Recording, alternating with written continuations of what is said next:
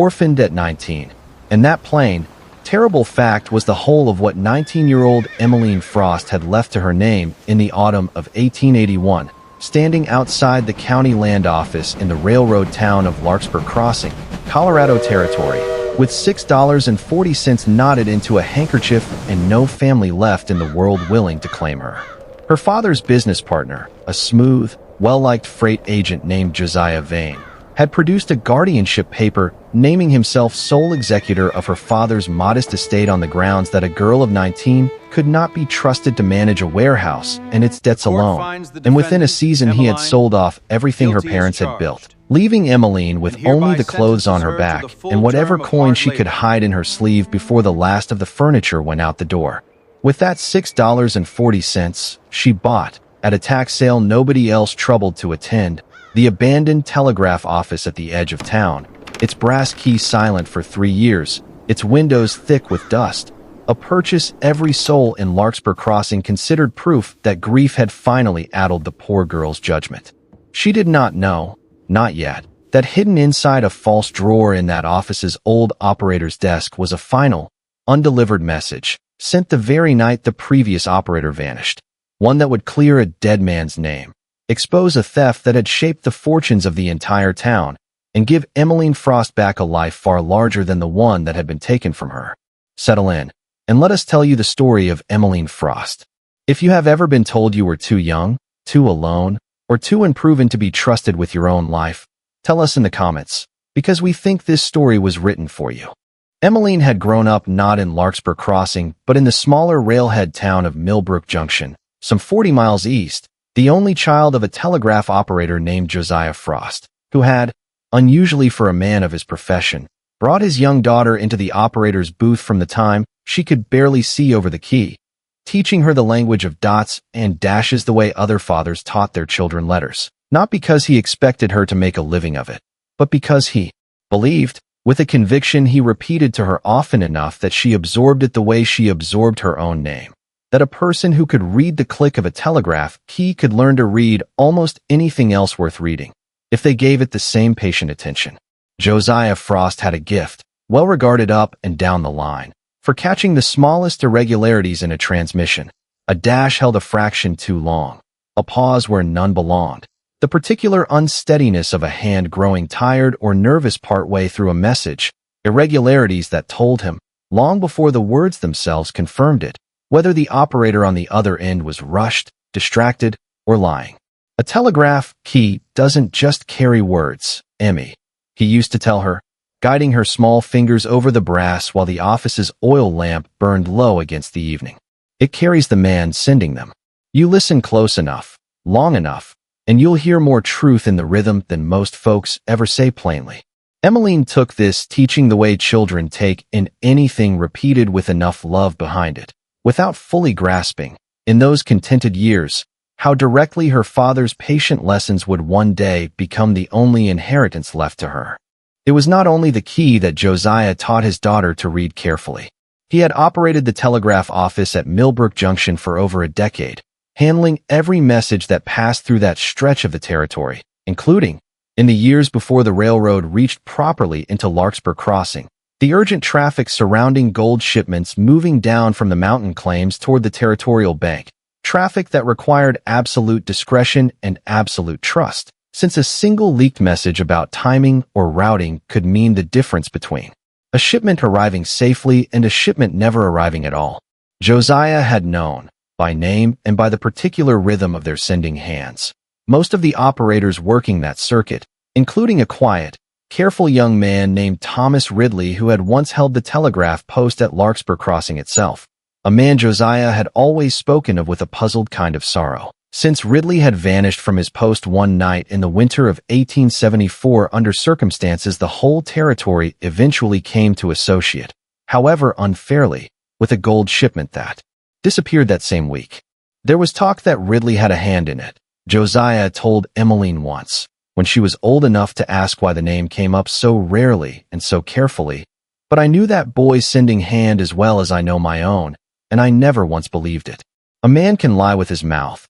Emmy, but it's a good deal harder to lie with his key. Emeline absorbed this too, without understanding, in her girlhood, how much weight those words would one day carry. She lost her mother to a fever when she was 12, and grew up thereafter keeping her father's small household with the same careful, unhurried competence he brought to his instrument, learning not only the telegraph key itself, but the discipline of patient listening that underlay it, a discipline that served her equally well in balancing her father's modest accounts, in mending what needed mending, in managing a household on a telegraph operator's salary without ever once falling behind. Josiah, in the last years of his life, had begun, with the small savings the position allowed, to invest carefully in a partnership with a local freight agent named Josiah Vane. The two Josiahs sharing little beyond a name, and, her father believed until his final illness, a genuine trust built over several years of honest dealing. A partnership that had grown into a modest warehouse and freight forwarding business serving the growing rail traffic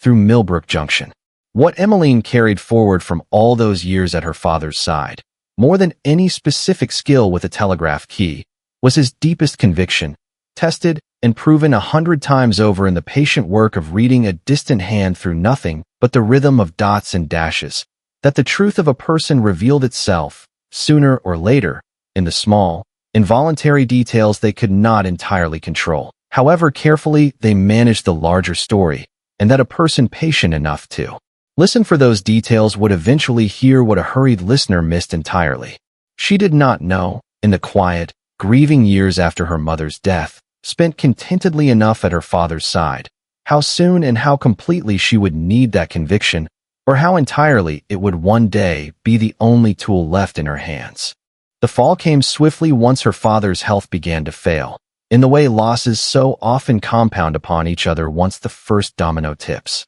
Josiah Frost took ill in the spring of 1881, a wasting sickness the Millbrook Junction doctor could neither properly name nor properly treat. And though Emeline nursed him with every patient attention she had ever learned from him, he died before summer's end, leaving her, at 19, an orphan with what she believed to be a rightful claim to her father's half-interest in the freight partnership, a claim that ought, by any fair reckoning, to have provided her a modest but sufficient independence. She had not accounted for how quickly Josiah Vane's warm, familiar affection for his old partner could curdle, once that partner was no longer present to insist on fair dealing, into something considerably less generous toward the partner's orphaned daughter. Within 6 weeks of the funeral, Vane produced before the county judge a guardianship document, dated some 4 years earlier, purportedly executed by her father, naming Vane as sole executor of the estate and sole guardian of Emeline's interests until she reached the age of 25. On the stated grounds that Josiah Frost had wished to protect his daughter from the burdens of business affairs a young woman could not be expected to manage alone. Emeline knew, with the same certainty her father's ear would have known a false rhythm on the key, that the document was invented from nothing, for her father had discussed his affairs with her openly for years, precisely because he trusted her judgment as thoroughly as his own, and he had never once mentioned any such guardianship arrangement in all their long evenings together over the household accounts. But her certainty, as she was rapidly learning, weighed nothing at all against a signature and a respected freight agent's confident testimony before a judge who had known Vane for years and had met the grieving daughter only at her father's graveside. The judge found the guardianship valid on its face, and within the season, under the authority it granted him, Vane had liquidated the warehouse, the freight contracts, and the small household itself, informing Emeline with what he plainly considered great generosity that he would forward her a modest allowance once the estate's debts were properly settled, an allowance that never once materialized in any amount worth mentioning. She spent the weeks following the liquidation doing everything her father's old patients told her to attempt. She wrote to the Territorial Land Office asking whether any prior document existed contradicting Vane's guardianship paper and received no useful reply. She asked the handful of Millbrook Junction merchants who had known her father for years whether any of them recalled him ever mentioning such an arrangement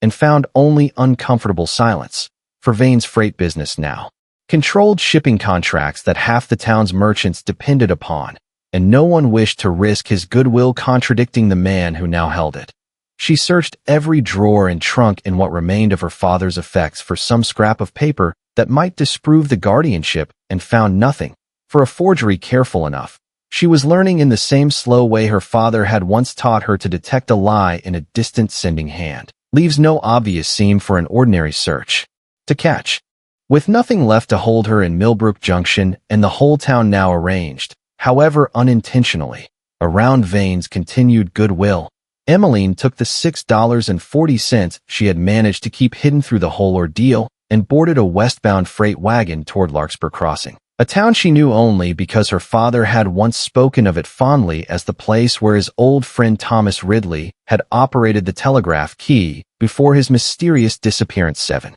years before. She arrived in Larkspur Crossing to find a town considerably grown since the railroad's arrival, prosperous in a bustling, unglamorous way, its main thoroughfare lined with new-built storefronts, and at its western edge, forgotten amid all that new construction, the small, weathered building that had once housed the telegraph office, standing empty since the line had been rerouted through a newer station nearer the depot, its windows dark, its door boarded, considered by the town's current residents, most of whom had arrived too recently to remember Thomas Ridley at all, as nothing more than an eyesore awaiting eventual demolition. When Emeline learned that the county was clearing several such abandoned parcels through a small tax sale that very week, she felt something stir in her that she could not entirely have explained, perhaps only the plain, practical recognition that a building, however neglected, was more shelter than she otherwise had, or perhaps something closer to her father's own old instinct that a place associated with an unresolved injustice deserved,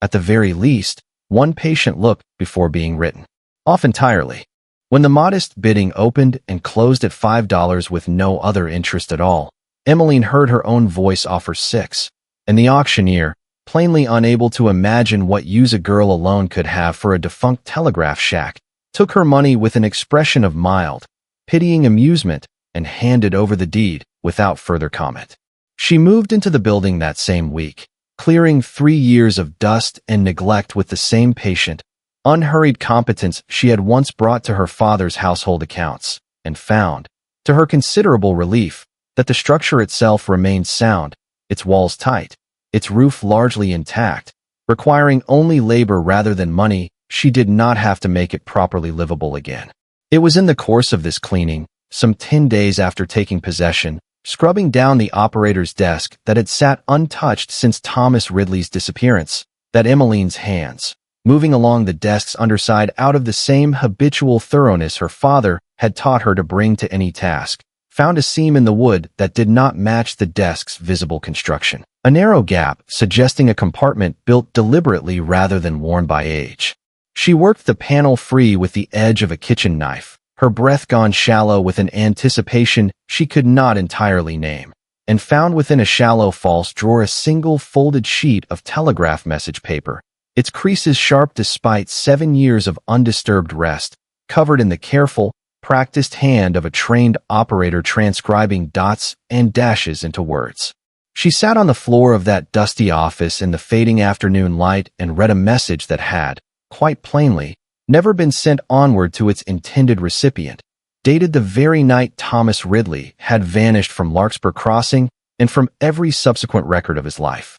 The message, addressed to the Territorial Marshal's office in Denver, read, in the clipped, urgent language proper to an emergency transmission, that the operator sending it, Ridley himself, as the accompanying initials confirmed, had that very evening discovered irregularities in the routing instructions for the gold shipment expected through Larkspur Crossing 2 days hence. Irregularities that led him to believe the shipment's true schedule had been secretly altered and communicated, through a private arrangement outside proper channels, to parties intending to intercept it before it ever reached the bank. Ridley named, in that careful transcribed hand, the man he believed responsible for altering the routing, Larkspur Crossing's own station master and leading citizen, a prosperous man named Cornelius Ashford, who had, in the years since, become the wealthiest and most respected figure in the growing town, his fortune, so far as anyone in Larkspur Crossing understood it,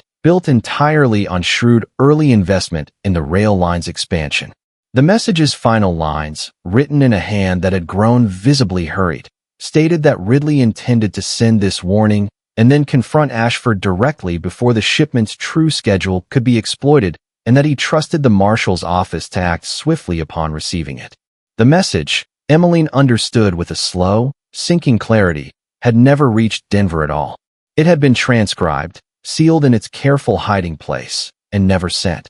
Meaning that whatever had happened to Thomas Ridley that night had happened before he ever reached the key to transmit it, or had prevented him from doing so afterward, and that the gold shipment 2 days later had, according to her father's own old account, indeed vanished, with all of Larkspur Crossing having long since settled into the comfortable belief that the missing operator himself had been the thief, vanishing with the gold rather than facing justice for his crime. Emeline sat with that message until the light failed entirely and thought of her father's voice at the telegraph key. A man can lie with his mouth, but it's a good deal harder to lie with his key. Thomas Ridley's key, in this final undelivered message, had told a truth entirely opposite to the one Larkspur Crossing had believed for 7 years, and Emeline understood, with a grief that startled her with its intensity for a man she had never met, that she was holding the only surviving voice of a man who had very likely died, that very night, for the crime of discovering the truth rather than committing it.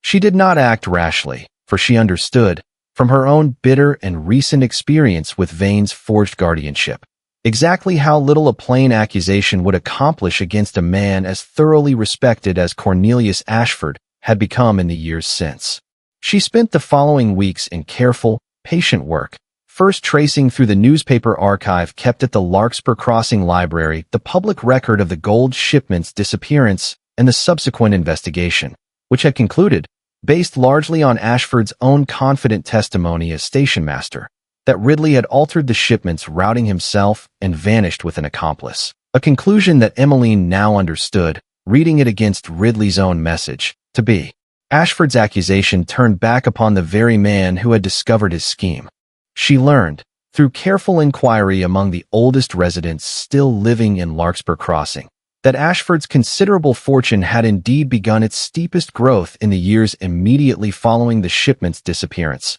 funding the very rail investments that had since made him the town's leading citizen, a pattern that, laid alongside Ridley's message, formed an unmistakable picture of a man who had used a theft of the territory's own resources to build the respectable prosperity everyone in Larkspur Crossing now took entirely for granted. She discovered, too, in the course of this careful research, that Thomas Ridley had left behind, at the time of his disappearance, a young sister named Margaret Ridley, who had spent the intervening 7 years believing her brother guilty of a crime she could never quite reconcile with the careful, honest young man she remembered, now grown and married and living a modest, quietly sorrowful life in a town some 50 miles distant. Emeline wrote to her before approaching anyone else, enclosing a careful transcription of the message she had found, and received in return a letter so full of grateful, disbelieving relief that Emeline understood at once she had found, in Margaret, someone with every reason to help see the matter properly through. It did not take long for word to reach Cornelius Ashford that the young woman who had bought the old telegraph office was asking pointed questions about the gold shipment disappearance of 7 years past, and his response, once he understood the direction of her inquiry, carried none of the paternal warmth the town's leading citizen customarily displayed toward its newer, more vulnerable residents. He called on her at the office himself, a prosperous, silver-haired man whose easy authority filled the small room uncomfortably, and suggested, with a smoothness Emeline recognized immediately as the same species of confident falsehood she had once heard in Josiah Vane's voice, that a young woman alone, new to town and with no family to advise her, ought to be careful about repeating old rumors that could only cause pain to families who had long since made their peace with a settled matter. Emeline thanked him for his concern with a courtesy that revealed nothing of what she had already found, and after he left, she understood that his visit had confirmed everything Thomas Ridley's message had already told her. The weeks that followed tested her in ways her own recent losses had not entirely prepared her for. A rumor began moving through Larkspur Crossing that the strange young woman at the old telegraph office had a troubled history back east, a rumor with just enough shape to make Emeline wonder, with a cold unease, whether word of Josiah Vane's guardianship dispute had somehow traveled west ahead of her, though she never learned for certain whether that was Ashford's doing or simply the town's instinct to distrust an outsider. Several of the shopkeepers she had begun to know grew suddenly distant, their livelihoods too closely tied to Ashford's rail contracts to risk his displeasure over a stranger's old grievance. For a difficult stretch of weeks, Emeline felt the particular loneliness of holding an undeniable truth in a town too comfortable or too afraid to want it disturbed. But she had, after all, spent her whole life learning that patient, careful listening eventually caught what a hurried ear missed entirely, and she understood that Ridley's message, however damning, would need corroboration to survive contact with a man as established as Ashford had become. She restored the Telegraph office's old equipment with painstaking care to working order, using skills her father had given her that no one in Larkspur Crossing suspected she possessed, and used it to reach out across the territorial wire to operators along the old circuit who might still remember the routing traffic from that week 7 years past, several of whom, once she explained her purpose and shared Ridley's own transcribed words, recalled enough fragmentary detail of unusual, unlocked routing inquiries that week to corroborate his account. She wrote, too, to the Territorial Marshal's office directly, explaining that the original warning had never arrived, and enclosing a full copy of what Ridley had intended to send,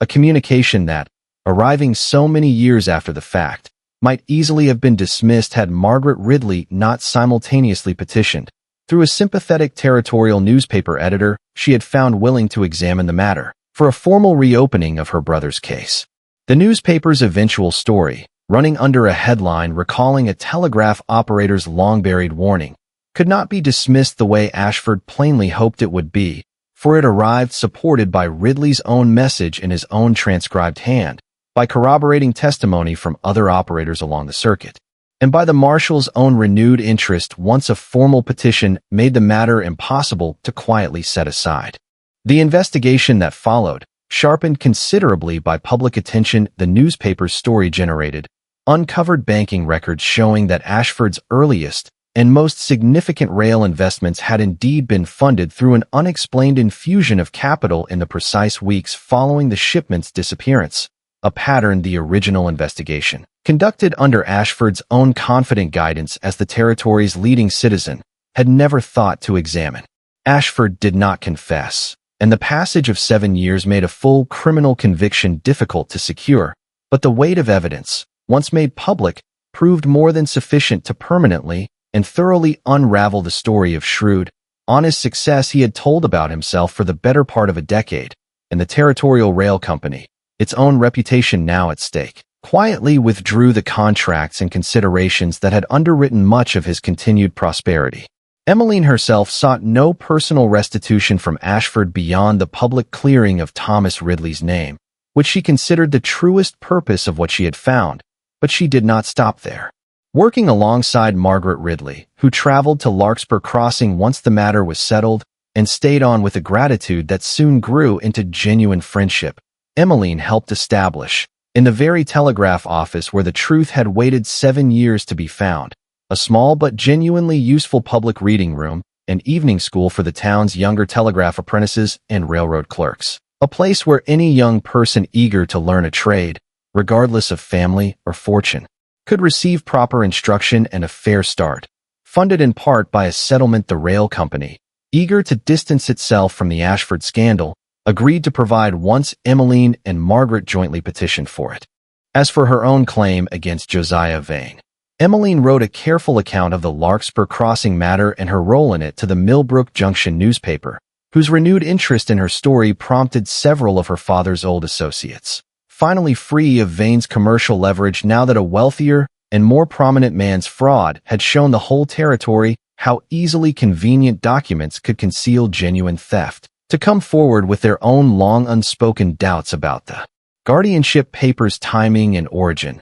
doubts that eventually cost Vane the greater part of his freight business and the easy respectability he had built upon her father's stolen estate. And so it was that Emeline Frost, orphaned at 19 and left with $6.40 after a forged guardianship stripped her of everything her parents had built, became the reason a telegraph operator dead 7 years finally had his name restored, and an entire town's comfortable, false history of its own prosperity was finally set right. The office that no one in Larkspur Crossing had thought worth more than the price of its lumber had held, in a drawer built to be overlooked, not merely a dead man's final warning, but 7 years of patient, waiting truth, requiring only someone willing to listen as carefully to an old silence as her father had once taught her to listen to a distant key. Emeline had inherited her father's conviction that the truth of a person reveals itself eventually in the details they cannot entirely control, and it had cost her every certainty she once held about family and trust before it finally gave back, not to her alone, but to an entire town, a debt owed since 1874, and a good name restored to a family that had waited 7 years to hear it spoken plainly. She had arrived in Larkspur Crossing with nothing but a handkerchief of coins and her father's patient teaching. It would turn out that teaching, and the small forgotten office it eventually led her to, had been worth more than either Josiah Vane or Cornelius Ashford had ever imagined a young orphaned woman could possess. We tell you Emeline's story not merely because a false drawer and an old, undelivered telegram make for a satisfying discovery, though they certainly do, but because of what she chose to do once that discovery was entirely hers to keep or to share. She could have quietly restored her own fortunes and said nothing further of Thomas Ridley's message at all, and given everything that had been taken from her, few in her position could have been blamed for choosing exactly that. Instead, she spent her hard-won evidence clearing a stranger's 7-year-old name and building